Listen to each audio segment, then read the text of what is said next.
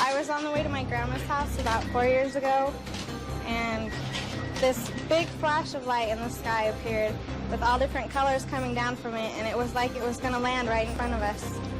And it never did. It just shot up in the air all of a sudden really fast. And it was right before Christmas time, and my mom and everyone else saw it, and we really thought it was neat. We noticed a very bright star-like object raised behind the rim of the forest. It was rising slowly at an angle in our direction. Then, when it had reached a considerable height and was right above us, we saw a flash like an explosion. Then this object turned and disappeared out of sight at tremendous speed.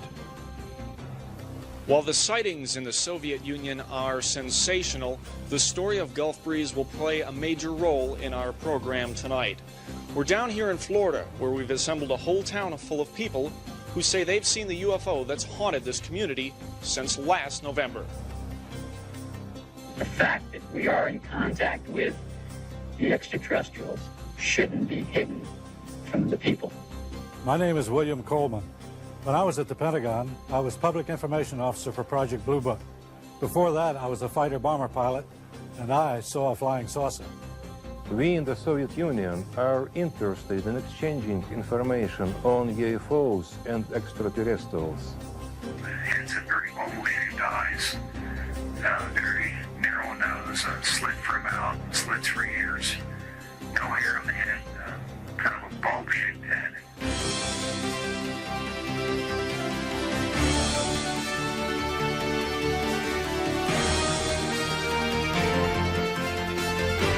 Tonight, for the first time in history, men and women from all over the world come together via satellite to share their experiences about unidentified flying objects.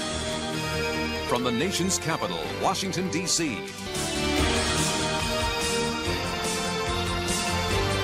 please welcome the distinguished actor-producer, our host, Mike Farrell. What do a colonel in the United States Air Force, a waiter in the Soviet Union, a teacher in California, and a former United States president have in common? Well, they all claim to have witnessed unidentified flying objects in the skies. What we're dealing with tonight is a subject of universal interest. Whatever your view, in the next 2 hours you'll hear claims and counterclaims. You'll hear some astounding, perhaps disturbing things which, if true, could have far-reaching implications in our lives.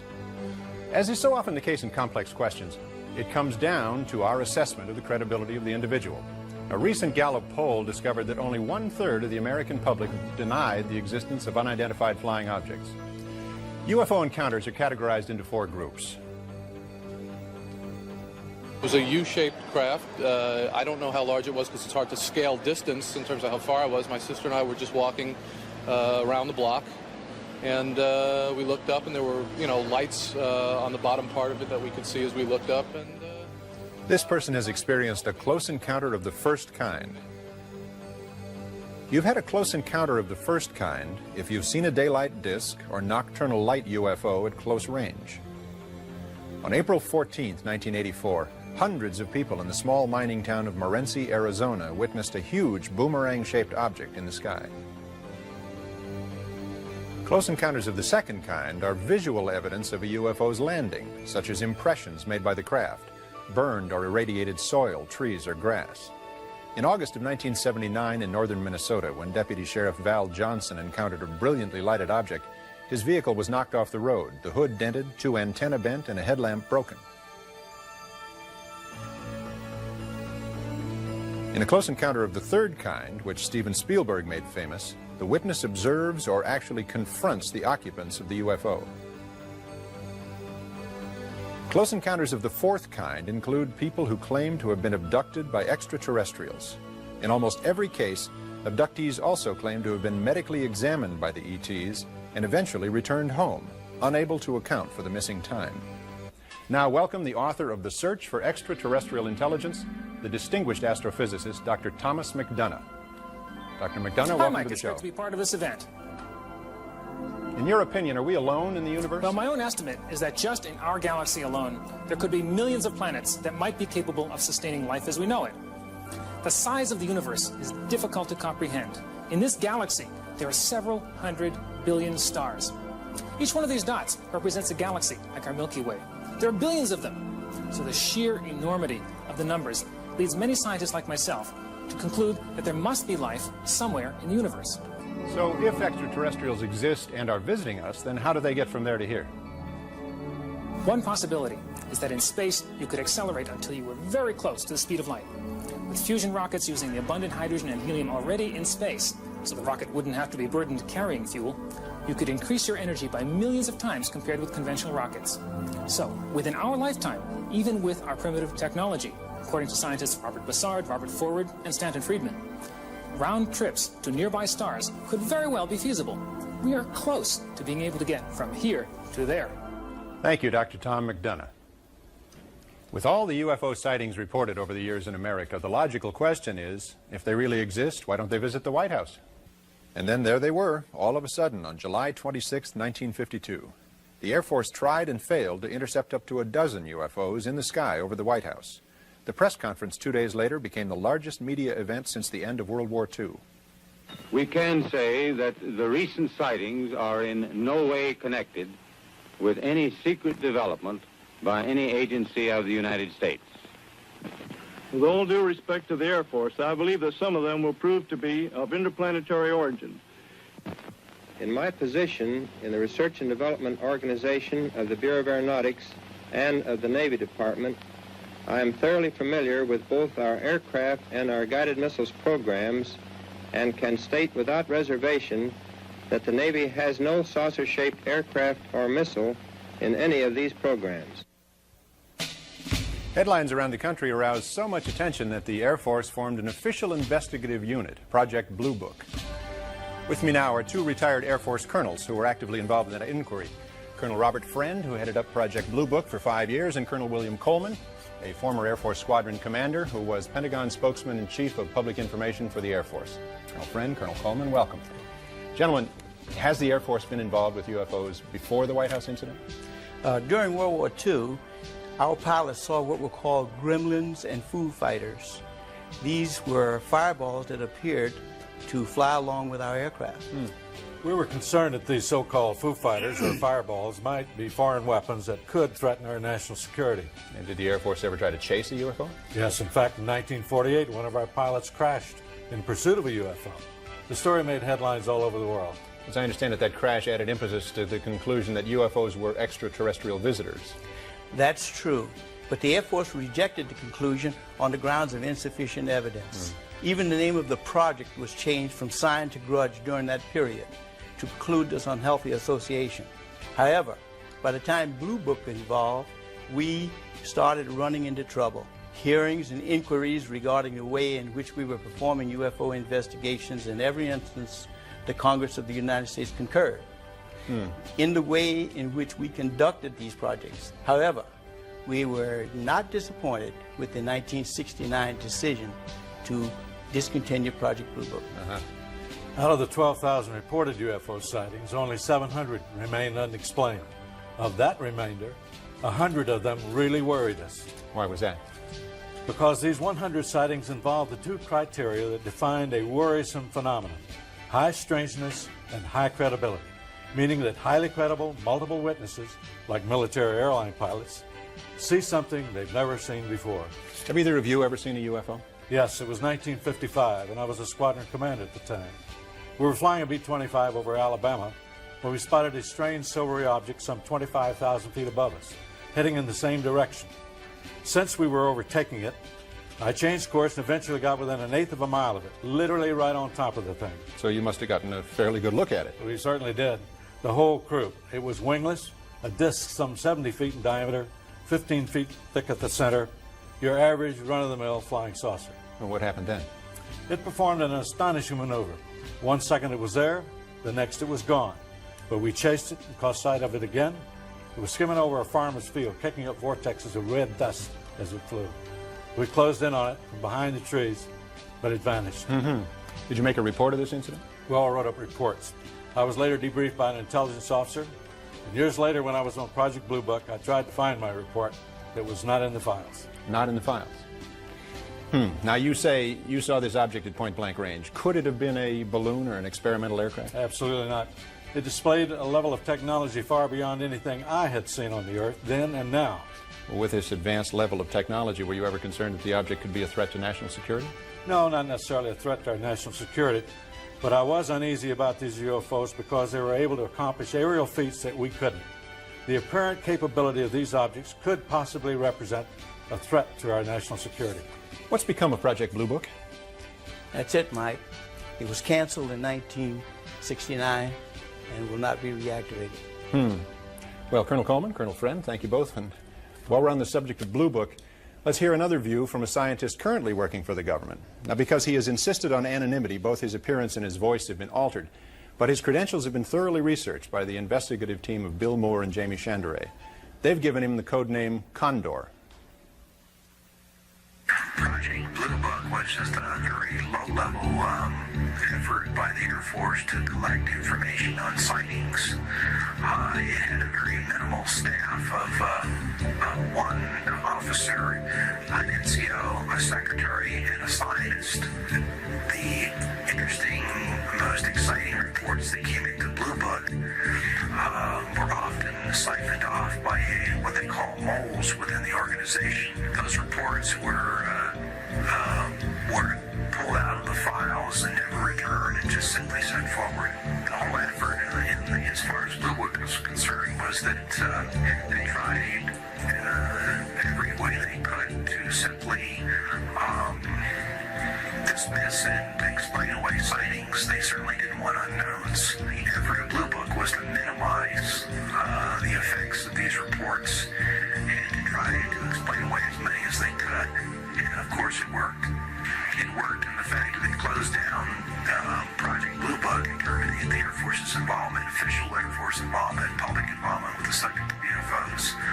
Of course, we know that they carried on with a covert operation after that. When Blue Book closed down, the official U.S. government position was that UFOs didn't exist, and Americans accepted this contention as fact. Or did we? Do you hear something? Hear what? I don't hear. Shh, listen.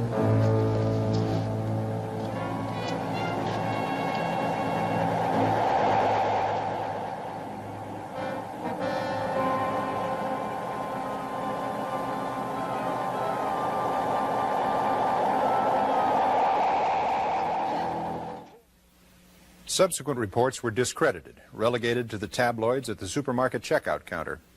After Blue Book's final report, anyone who claimed to see a UFO was considered some kind of nut.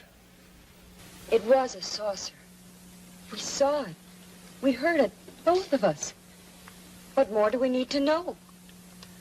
Well, we have to have time to think, to evaluate this before we sound off. So most sightings go unreported, particularly sightings by aircraft pilots.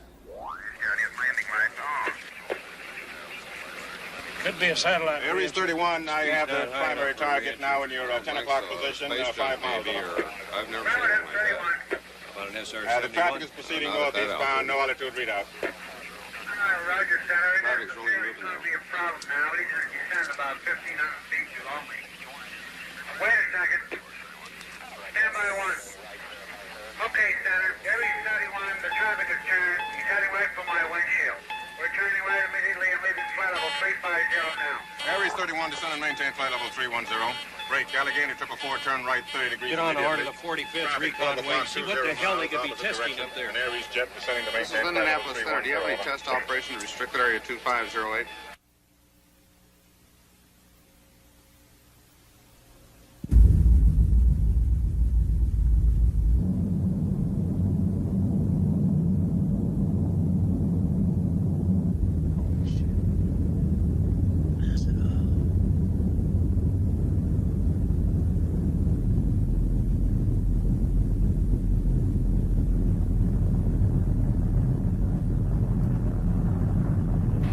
EWA 517, do you want to report a UFO? Over.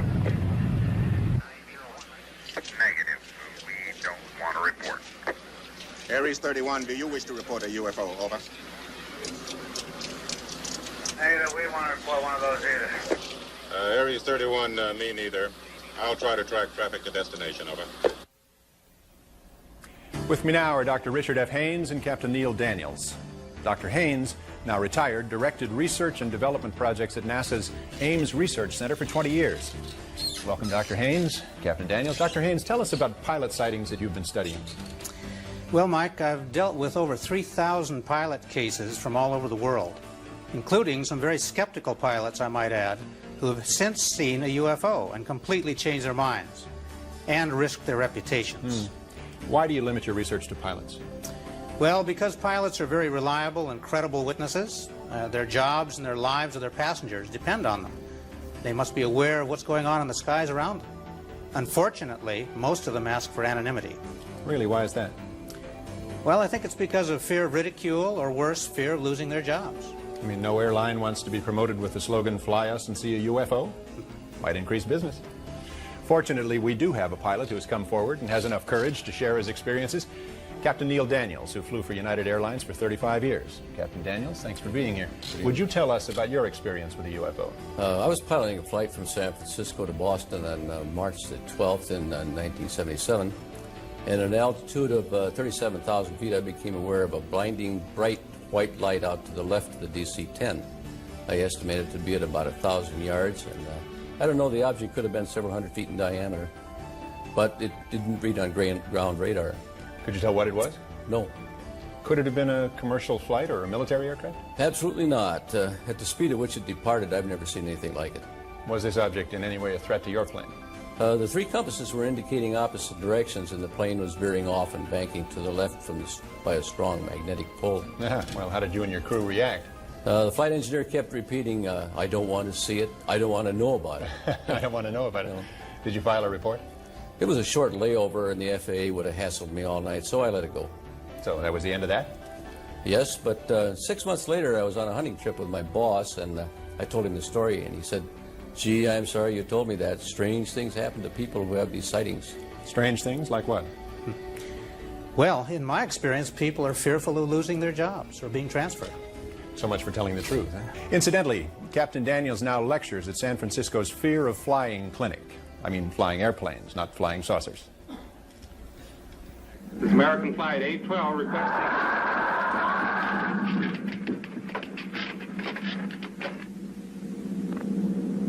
Holy mackerel. Burbank Tower to American Flight 812. Are you in trouble? Trouble? Take a look for yourself. World. That's nothing from this world. Through the Freedom of Information Act, we've obtained a report from Iran. On September 18, 1976, the Imperial Iranian Air Force reported flying objects so bright they illuminated the ground below. Alarmed citizens all over Tehran telephoned authorities with similar sightings. Simultaneous reports came from the Iranian Air Force, tower personnel, and ground radar. U.S. military intelligence forwarded reports to the Defense Intelligence Agency. As far as we've been able to ascertain, DIA did nothing with these reports. Guatemala, Central America. Camera crews were poised to film a car commercial. Suddenly, the cameraman was distracted by lights in the sky. And now, from Manitoba, Canada, an eyewitness account. Welcome, Mr. Robert Barry, an independent researcher and investigator from York, Pennsylvania. Bob, tell us about the sighting near Winnipeg, Manitoba. We're watching as this UFO moves across the screen 3 times at normal speed. Then the same movement once in very slow motion, 1/40th the normal speed. Now here's another sighting of the same object, also witnessed by the whole town of Carmen, Manitoba, who turned out for the incredible light show.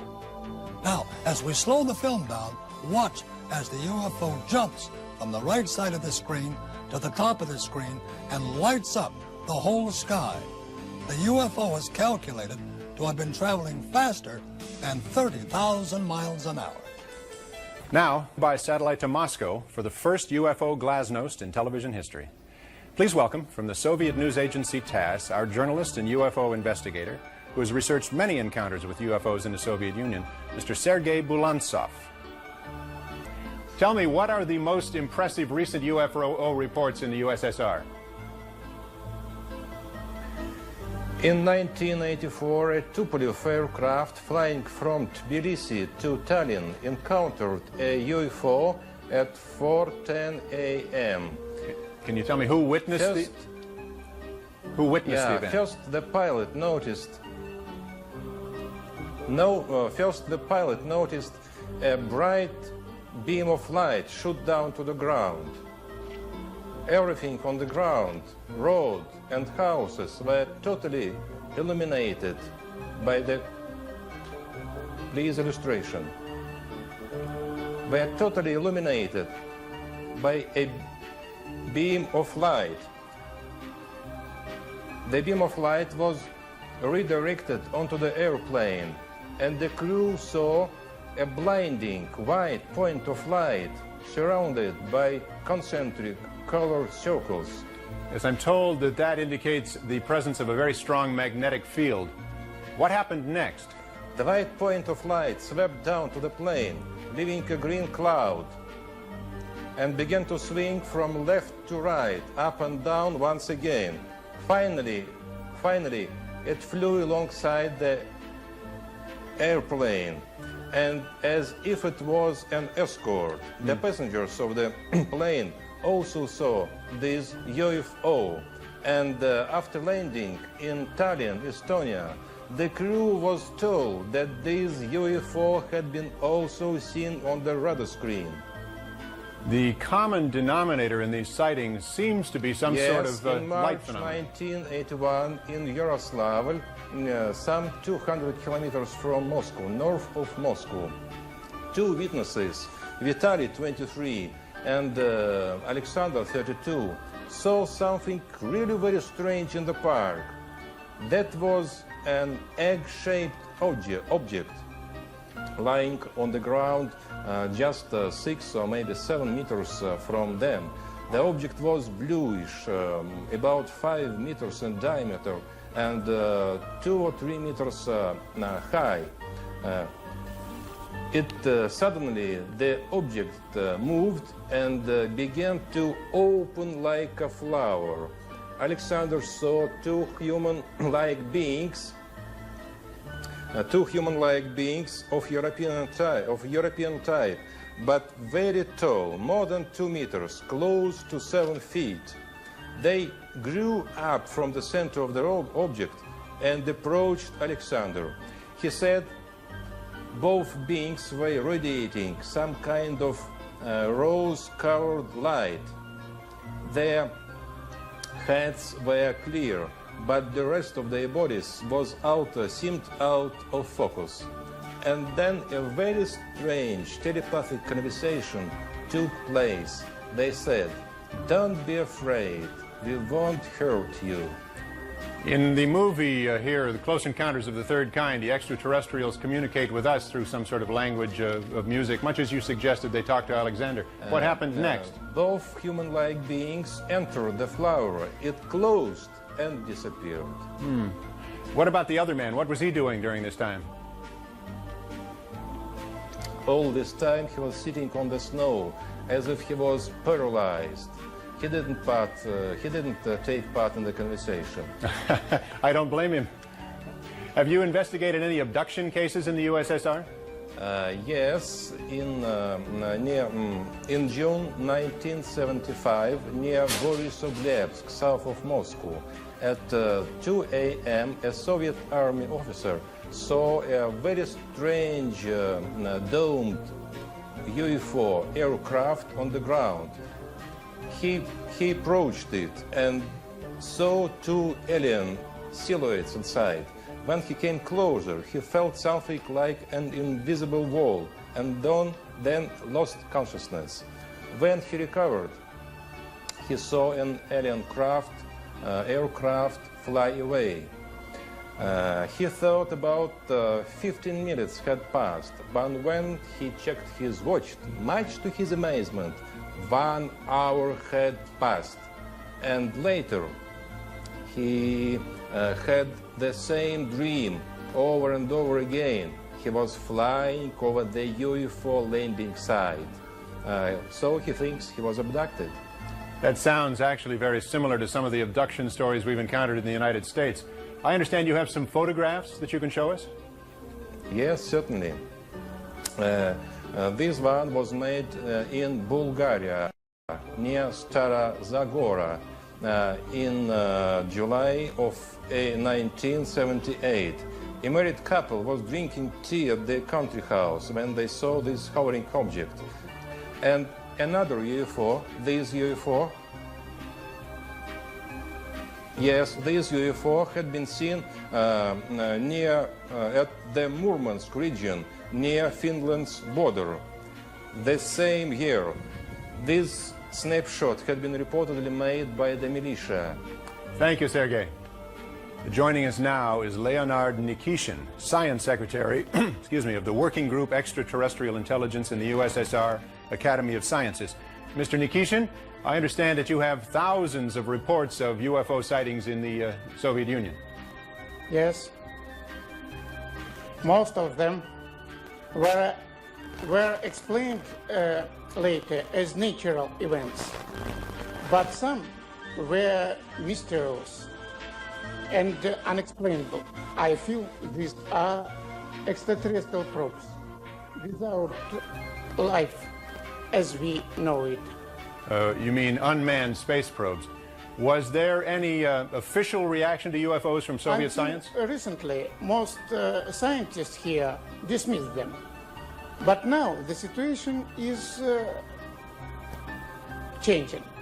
Several years ago, we formed a UFO group that included many investigators, scientists, cosmonauts, technicians, writers, journalists, and so on. We published an announcement in several Soviet newspapers asking anyone who had had a UFO experience to contact our organization. Very good. Personally, I am sure we'll meet extraterrestrial at last, maybe sooner than we think. Thank you, sir. Sergei Bulontsov, Leonard Nikishin, thank you very much for all you've done so far. Stay with us and we'll get back to you. In the 1950s, America went UFO crazy. Waves of sightings were often followed by waves of hoaxes. Pranksters were busy airbrushing negatives and doing photographic cut and paste jobs. They even tossed saucepans in front of the camera and dangled hubcaps in the air. Obviously, they were just out to get publicity. George Adamski claimed direct contact with blonde-haired aliens who took him to the moon and Venus, where, he said, he took these photographs.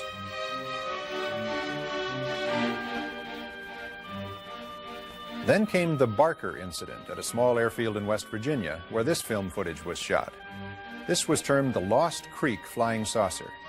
Many people who saw this film believed that the hanging thing you see was in fact a UFO. We'll leave it to you. The 60s and 70s brought various groups of people who actually built saucer-shaped vehicles and attempted to fly them. And about 10 years ago, there began what we believe to be the most elaborate hoax of all. A Swiss farmer, Billy Meyer, claimed to have had direct contact with an extraterrestrial group from the Pleiades star system. Meyer produced photographs of what he called beam ships. And the occupants of these beam ships. Interestingly, one of the aliens looked very much like a Swiss fashion model, and the so-called beam ship was found in his barn. Now, Billy Meyer's beam ships may have been obvious hoax, but thousands of UFO sightings from all over the world are not so easily explained away. Joining me now from the suburbs of New York City are Robert Pozzuoli, a computer systems executive, and his wife, Lori. I'm glad you could be with us tonight. Thank you, and nice to be here. Tell us what happened to you 4 years ago. Local residents around our town of Brewster, New York, reported seeing UFOs. More than 9,000 reports came in and were always the same.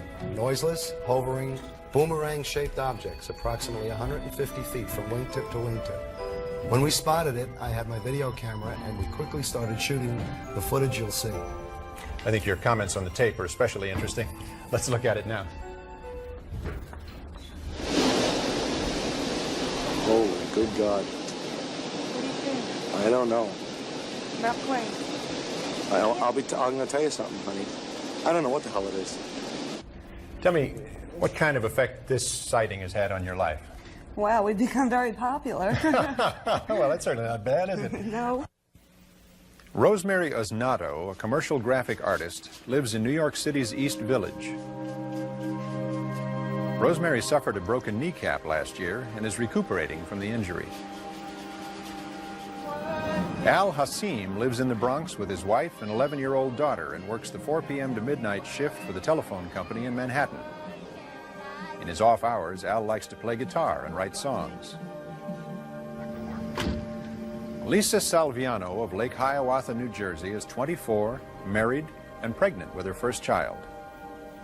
She works as a secretary in Morristown, New Jersey. These three ordinary individuals, unrelated to one another, share one extraordinary experience. With the guidance of a psychiatrist, Dr. Rima Lebo, they have been able to relive deeply buried memories that will astonish you. Under hypnosis, the subjects are put into a relaxed state in which they can recall these disturbing memories.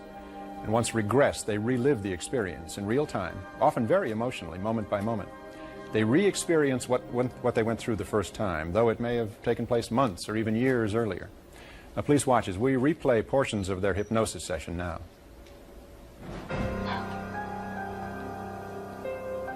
I could see the lights in the city, and there was this light coming over my head. Very bright, very intense light, very sharp, heavy. It was coming straight down. Kept looking to see what was on the roof. I'm trying to see what it is. I can't see what it is. What's preventing you from seeing it? Because it's so bright, I can't look through the brightness to see what it is. I was woken up. I was sleeping. And I woke up. Mm-hmm. There's somebody outside my window. Mm-hmm. They wanted me to go out. Mm-hmm. And I didn't know how I would get out there because the window was there. Mm-hmm. But when I thought that, all of a sudden I started to move up and out.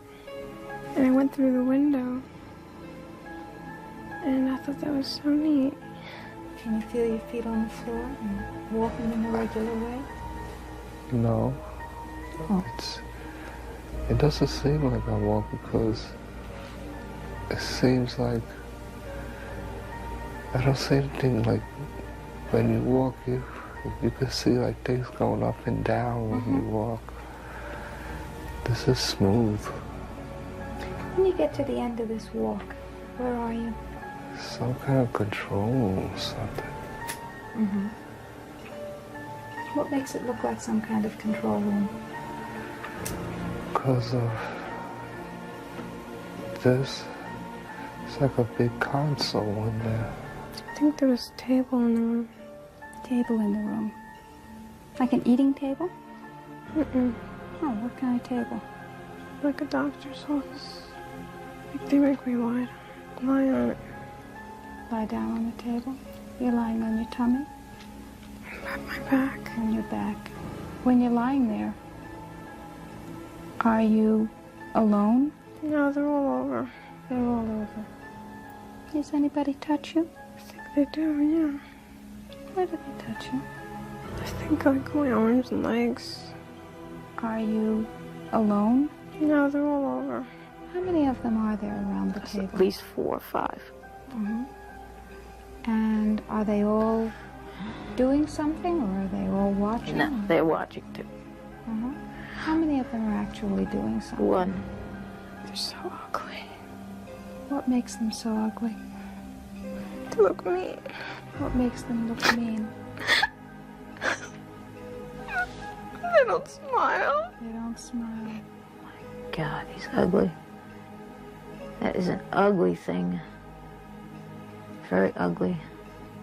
His head looks so pathetic. His heads, they just don't look right. Their heads don't look right. They look distorted and very sickly. Mm-hmm.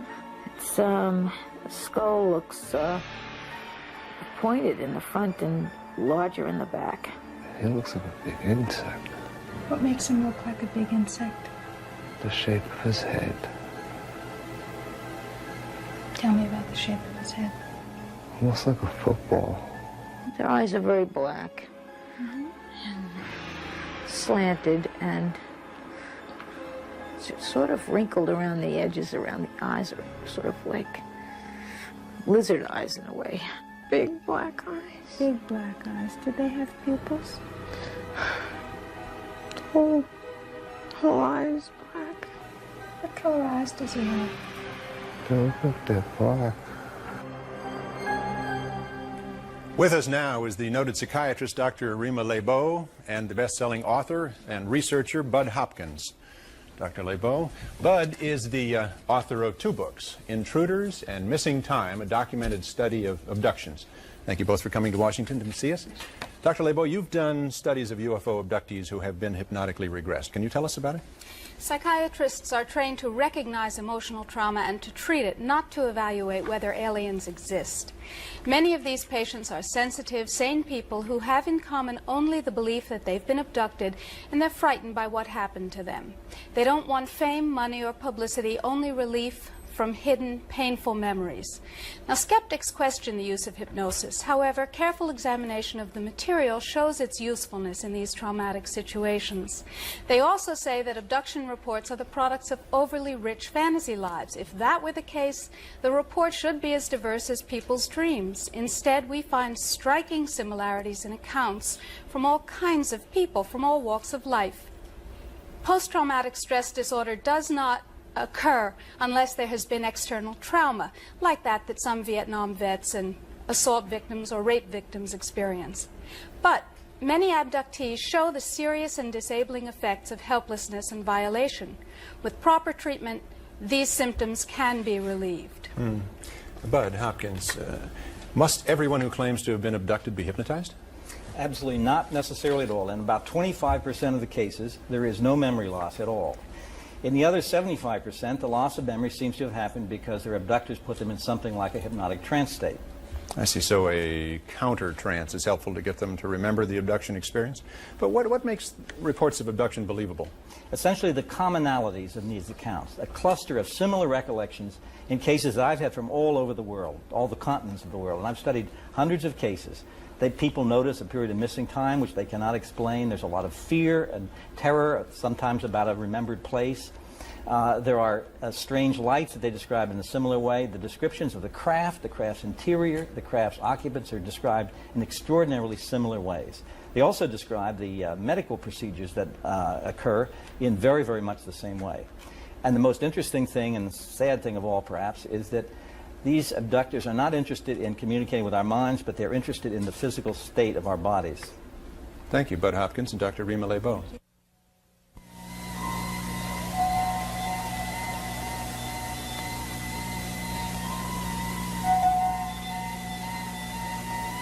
Come. I will show you wonders you have never seen before.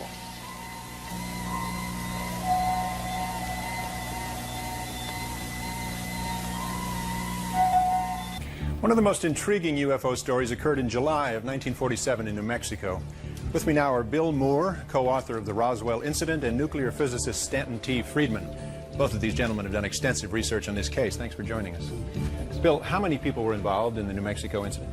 We have personal testimonies from about 100 people. One of the most important of these people was Bill Brazel. Brazel's father managed the land where the incident took place. Apparently, a UFO had been caught in a thunder and lightning storm while in the area.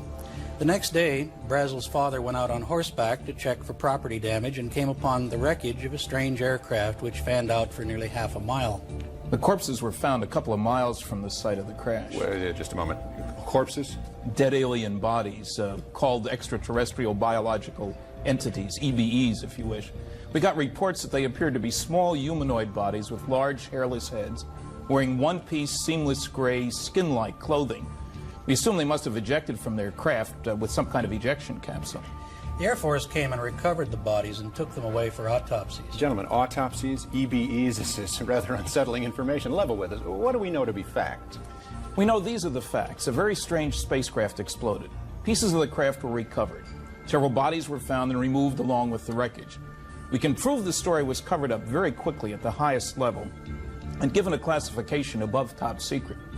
Flying saucers are real, period. The first person sent by the Air Force to investigate the crash site and to take care of the wreckage was a Major Jesse Marcel. Let's meet his son, Dr. Jesse Marcel, who was 12 years old at the time and, needless to say, has never forgotten that incident. Welcome, Dr. Marcel. Nice to see you. Jesse. Joe. Jesse. Doctor, tell us, if you will, about the night your dad came home from that crash site. My father came home with his car loaded with debris after investigating the crash site. He brought the material into the house where he, my mother, and I sorted through the stuff. Among the litter was a foil-like sheathing alloy. It was metallic and it looked like the skin of an aircraft, but it was unlike anything I had ever seen. Also, there was an I-beam about 1 foot to 1.5 feet in length, about 1/2 inch across. The inner surface had hieroglyphic-like symbols on it, like Egyptian symbols, as I recall them. And what was the Air Force's explanation of all this? The explanation was that a weather balloon had crashed. Did your father think it was a weather balloon? Anything but. I believe the meaning behind his words was that he suspected there might have been some kind of cover-up. What happened to all this debris you've described? Well, the debris which had been removed was never seen again. It was taken from your house? To Carswell Air Force Base in Fort Worth, Texas. Now, Dr. Marcel, you've examined the material firsthand. You've had a long time to think about it. What is your assessment of the Roswell incident? I held the material in my hand. It was not from this earth or this universe, or in this universe. That's what I think. We're not alone. Thank you, gentlemen. Now, if this story is true, then we have to rethink the government's role in the history of UFOs. The government, in fact, may have had the answer in their hands over 40 years ago. The United States Air Force has played a major role in America's attitude toward unidentified flying objects. Here's another account of how the Air Force dealt with such phenomena. With me is author and filmmaker Robert Emenegger and former security manager and chief of requirements for the audiovisual program at Norton Air Force Base, Paul Schartle. Gentlemen, Mr. Emenegger, how did you get involved with UFOs? Well, it was in 1973 when I was vice president at Gray Advertising, and I took time out and went to Norton Air Force Base to explore subjects for television specials related to the Defense Department. While discussing several of the subjects, UFOs came up, and Paul here told us about a film of a landing of alien crafts at Holloman Air Force Base about 3 years earlier. What did you see, Mr. Schartle? I saw footage of 3 dish-shaped crafts. One of the craft landed and 2 of them went away. Why did it land? It appeared to be in trouble because it oscillated all the way down to the ground. However, it did land on 3 pods. A sliding door opened, a ramp was extended, and out came 3 aliens. What did they look like? Well, they were human-sized. They had odd gray complexion and a pronounced nose. They wore tight-fitting jumpsuits, thin headdresses that appeared to be communication devices, and in their hands they held a translator, I was told. A Holloman base commander and other Air Force officers went out to meet them. Mr. Schartle, what did your superior officers tell you? I was told it was theatrical footage the Air Force has purchased to make a training film. Well, that sounds plausible, doesn't it? Well, if it were a theatrical film, why didn't I have a record of this? It was my job to keep accurate records of all audiovisual purchases. Is there any other reason that you feel this was not a theatrical film? Yes, it was too real. The people who were shooting that day were Air Force personnel. Lucky for us, the day they were shooting, they were doing an acceleration test. One of the most compelling sightings in recent years took place in Gulf Breeze, Florida, where over 100 people witnessed a UFO. Hello, Gulf Breeze.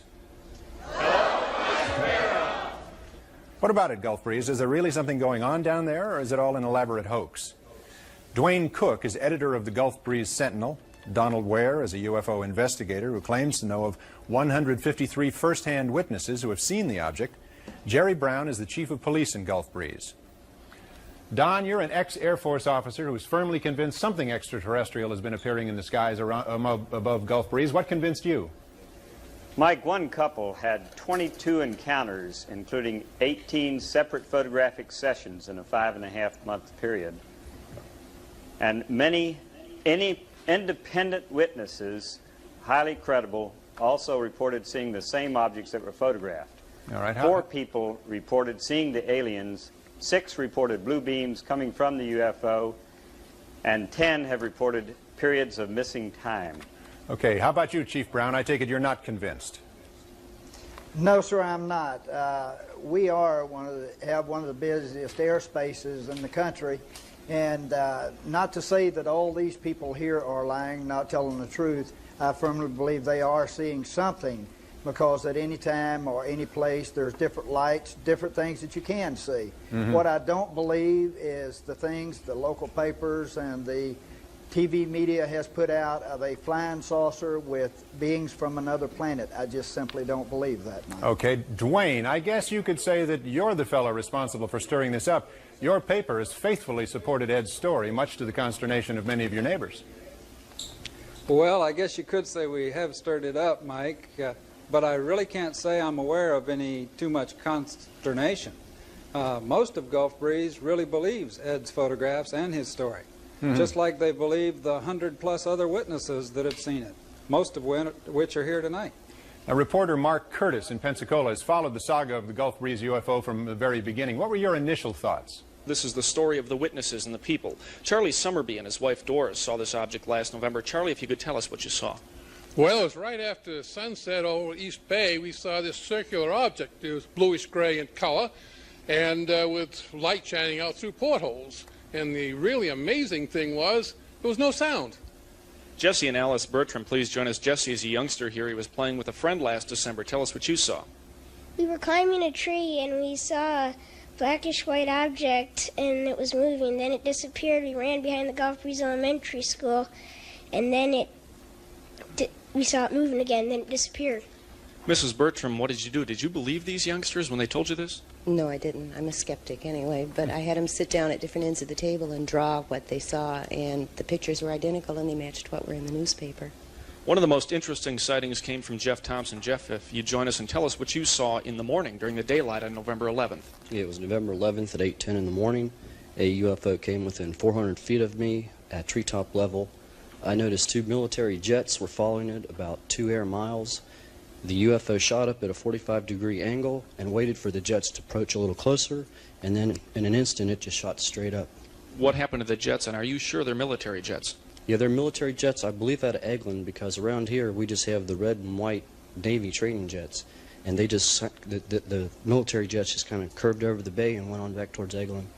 This may just be the tip of the iceberg. How many people in this room tonight have seen a UFO? Raise your hands, please. Wow. There you have it, Washington. Okay, well, you keep watching Gulf Breeze because you'll find this next thing interesting. Earlier in the show, we met Bill Moore. Joining us now is Jamie Chandere, a television producer and director. Both began regular contacts with government agents regarding UFOs 6 years ago and amassed an enormous quantity of information about the government's UFO program. Welcome, gentlemen. Bill, tell us how you first got involved. I got a phone call after appearing on a radio show from a man who said, "You're the only person we've heard talk about this subject who seems to know what he's talking about." He convinced me that he was a government intelligence agent and wanted to begin disseminating some information about UFOs to the public. And the man Bill is referring to is Falcon, whom we've seen in shadow to protect his identity. That's right. I didn't think that I could handle it all alone. The volume of material I was getting from Falcon was rather mind-boggling, so I got together with Jamie. And we joined forces in June of 1982, and Falcon told us about MJ-12. MJ-12 functions as a policy-making group relating to extraterrestrial activities and contacts and UFO activities within the United States. They make the policy, obtain presidential approval, and then field activities implement the policies. How did you acquire the MJ-12 documents? Well, they were mailed to me in a plain brown envelope, which contained President Truman's executive order establishing MJ-12 and the briefing document to President-elect Eisenhower, informing him of the 1947 crash in Roswell, New Mexico, and the recovery of alien bodies. Now then, there were follow-up postcards, Ethiopian picture postcards mailed from New Zealand with puzzles and riddles. Right, the puzzles were clues. For example, for a stylish look, shop Suitland. This led us to the National Repository in Suitland, Maryland, where we discovered the existence of top-secret documents and filed a Freedom of Information request, which led us further to the Cutler-Twining document. Now, all of our meetings with Falcon were secret. Now, wait, gentlemen. Riddles, postcards, secret meetings, code words. Didn't you suspect somebody was pulling your leg? Well, we always look for a hoax, but within every clue, there was always some verifiable fact. So you were able to verify MJ-12? Validating MJ-12 was difficult because we couldn't find any government agency that would admit publicly that they were aware of MJ-12's existence. Well, so without validating it, how do you get from there to here? Well, after hundreds of hours of research, we're working with experts trying to validate the documents. But most important, the contacts have grown to include Falcon and 9 other government agents. Now, why do you believe them? Well, because we've been able to meet with them, we've been able to check and verify credentials, and it's clear that they are in secret, need-to-know positions. Falcon's position, for example, gives him access to the MJ-12 infrastructure. Why don't we just hear it in his own words? MJ-12 was a group of people within the government. MJ-12 was created by President Truman in the early 50s. And their job was to investigate, keep track of information pertaining to UFOs. Part of their job was scientific advancements. But their primary purpose was to keep track of the information coming in on UFOs and to analyze the information, both scientifically and in a way that would advance our technology. There are government officials and elected officials that are automatically briefed on the existence of the MJ-12 activities. These officials include the President, the Vice President, as elected officials, the Director of Central Intelligence, and the Director of the National Security Agency. The MJ-12 policy is headquartered at the Naval Observatory in Washington, D.C. The United States Navy has the primary operational responsibilities of field activities relating to the MJ-12 policies. All information gathered in the field, not necessarily by Navy personnel, is transmitted to the Navy for analysis. Other known government agencies feed information to MJ-12 through a top-secret cover project known to us as Project Aquarius. Now, MJ-12 connects to select individuals within the National Security Council, the Joint Chiefs of Staff, the White House Intelligence Unit, the National Security Agency, the Central Intelligence Agency, and the Defense Intelligence Agency. The research is conducted, the data classified and cataloged, all under the umbrella of strictest national security. The MJ-12 table of organization created by Moore and Chanderet purports to give us an understanding of a complex intragovernmental chain of command existing solely to oversee, organize, and administer the data on UFOs and ETs. Gentlemen, thank you very much. Thank you. I met with a government intelligence agent with the code name of Falcon in 1983 with Jamie and Bill at the time that I was an executive producer of news for the CBS station in Los Angeles. And at the time, we verified as authentic his credentials. And then again in 1987, we met again with Falcon and again verified his credentials. I'm satisfied at this time that he is who he says he is. The fact that I've proven my identity to you, I've showed you my credentials and verified my existence within the intelligence community.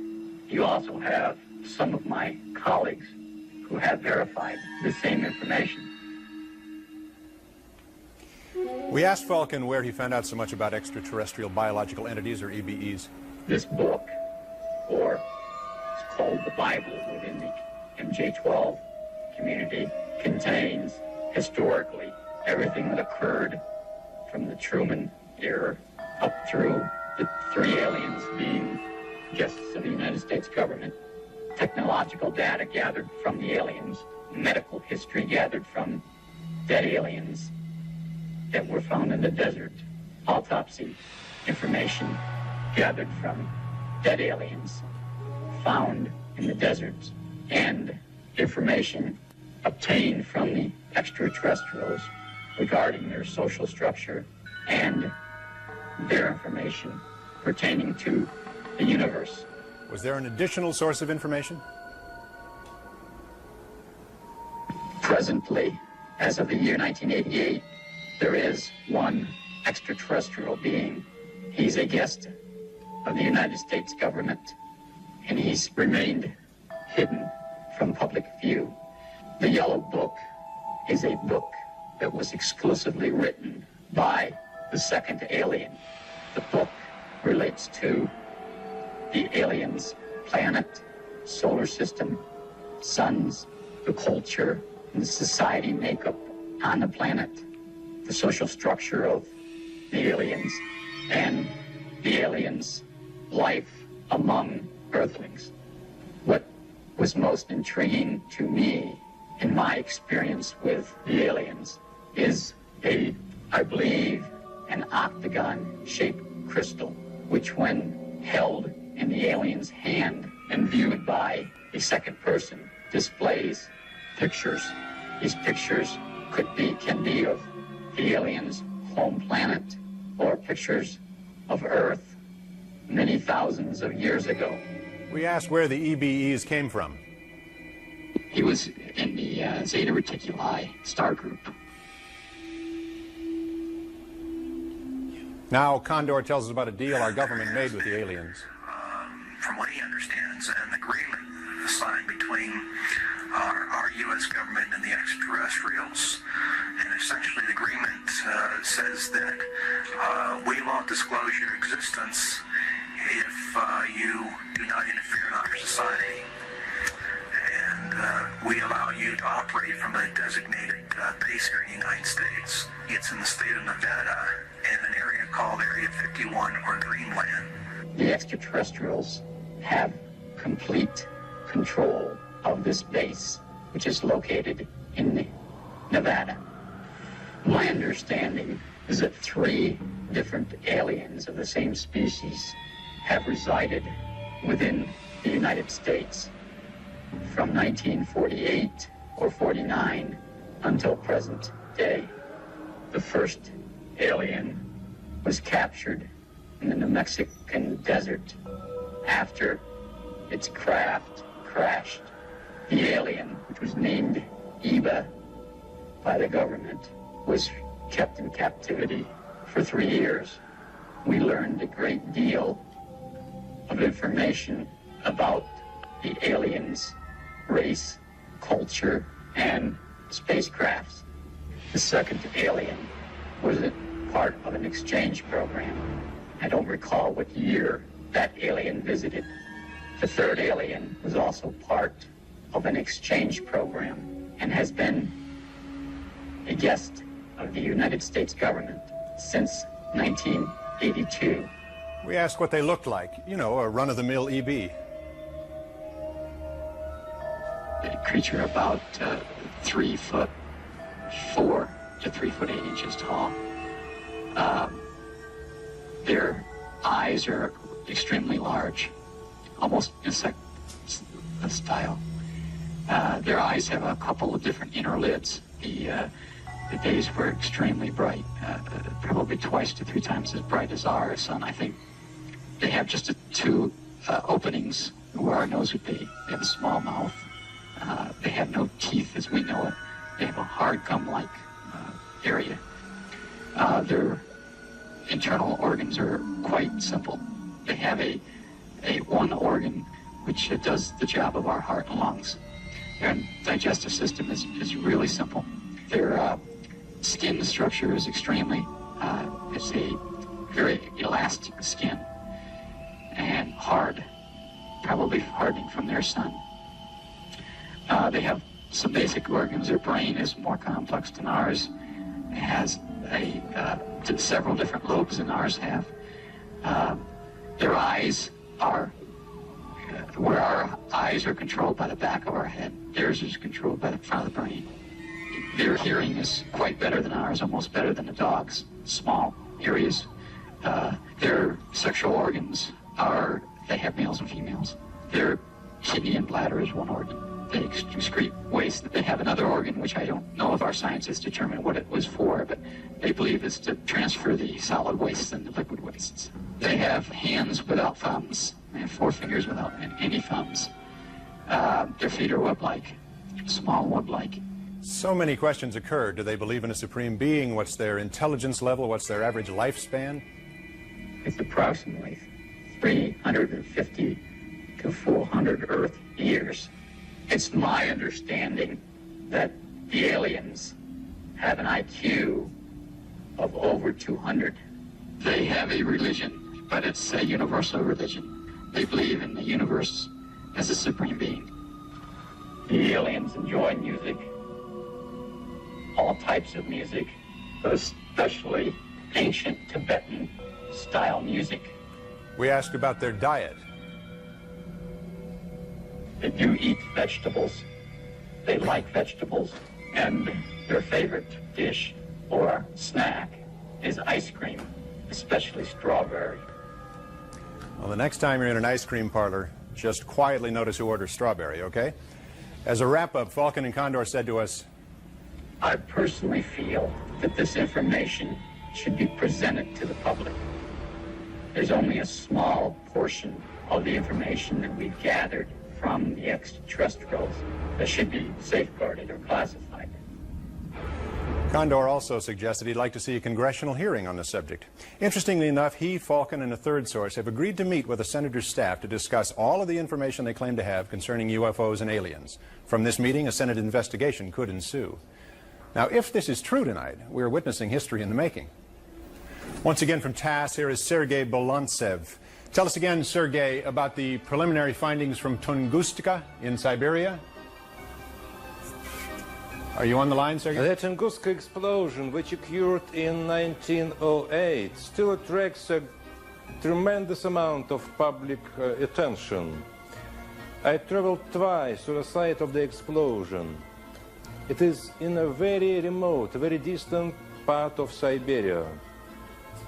And according to some recent findings, the most astonishing fact about Tunguska explosion is that actually there were two objects, I would say two UFOs. The first one had been seen early in the morning at approximately 8 a.m. and it exploded over the Tunguska forest. And the second one had been seen in the afternoon. One can get the impression that the second object was looking for the first one. Yes. And Mike, by the way, why shouldn't we arrange a joint Soviet-American expedition to the site of the explosion? I think that's a terrific idea, Sergei. I'm sure there are many Americans who would like to join us. We'll talk further. Now, we're looking forward to the final reports from this latest expedition to Siberia. Thanks for the news flash, Sergei Bolantsev, and thanks for opening a new channel of communication between the U.S. and the USSR. Now, we've invited three people who are highly skeptical of UFO phenomena. We would like them to give you their point of view. Let's meet them.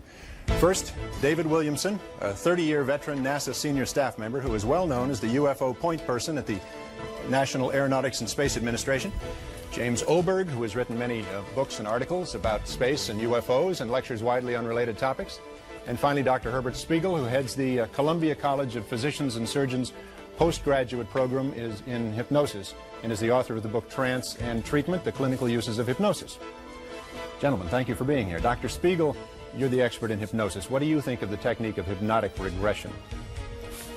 Well, the hypnosis is accurately regarded as controlled imagination, which includes misperceptions as well. Now, what you can do with hypnosis is to intensify the memories that we have, but that also includes our inner feelings as well as our memories with the original distortions in the first place. But hypnosis does not at all enhance the accuracy of the original perception in the first place. Does not? Does not.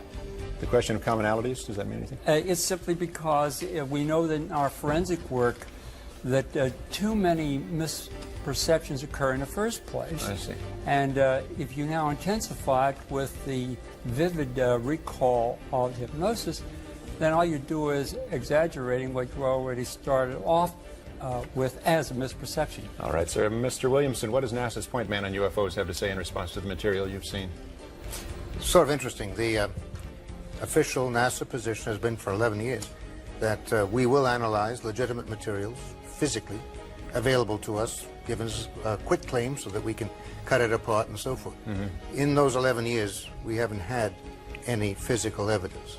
What you're dealing with here seems to be a phenomenon, very real, since Ezekiel all the way to Florida. Yes. But it is not a physical phenomenon that you can measure, that you can put your hands on, that you can bring to the laboratory. I don't know what it is. It's obviously real. You can have some hoaxes, quite a lot of hoaxes, as you saw tonight. Yeah. But you also have a lot of people who know that they have felt something. experienced something. We don't know what it is.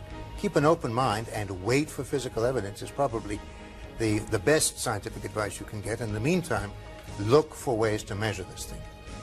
Very good. Mr. Oberg, what do you think about the evidence you've seen tonight? Well, I think it's some fascinating material, Mike. The most interesting part is that the material as it was put together left out an awful lot as well. Material within the UFO community itself, with a lot of controversy and skepticism among UFO believers about the MJ-12 material, about Gulf Breeze as an example. I'm glad to see that the Russians were brought into this, because that really underscores what I think is happening in a lot of these reports, which is that people will see and interpret things in the sky as they interpret them, and many times the government doesn't really mind that UFOs are seen as flying saucers. The cases discussed tonight, particularly the first case from the airliner, 1984, at 4:10 a.m., turns out to have been, and it was seen by other people outside of Russia as well, a military rocket test up in the area of Plesetsk, which was a secret space center. This happened so many times in the Soviet Union, they released official scientific reports from the Academy of Sciences claiming that things that people see, which happen to be weapons tests, space weapons tests, for example, are UFOs.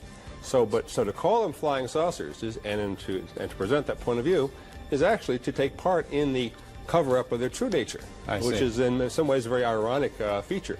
Now, in terms of whether or not these are real UFOs, whether or not the MJ-12 stories, which seem to change every time we hear them from Falcon, are true, I'm afraid we don't have a 900 number. But I suggest people go out and buy strawberry ice cream. If it's all gone, maybe the UFO guy will go away. Great. Thank you very much, gentlemen, for being here. Let's look at the last decade. Computers that filled whole rooms now fit in your shirt pocket. Transmitters that once were the size of a bread box are now the size of a bee. Now, let's look at today. Holographic images, CD and optical disc players created by the laser. We can send more information through a single weightless beam like this in 1 second than Edison could send in 5 days through 1,000 tons of copper wire. Suppose someday, instead of pictures, we could transmit the life code that makes you you. Beam your DNA, the personal blueprint of your essence, to some distant star. Scientific reality? No. Speculation. But speculation can work. Perhaps the future holds this promise for us. Perhaps we're not alone.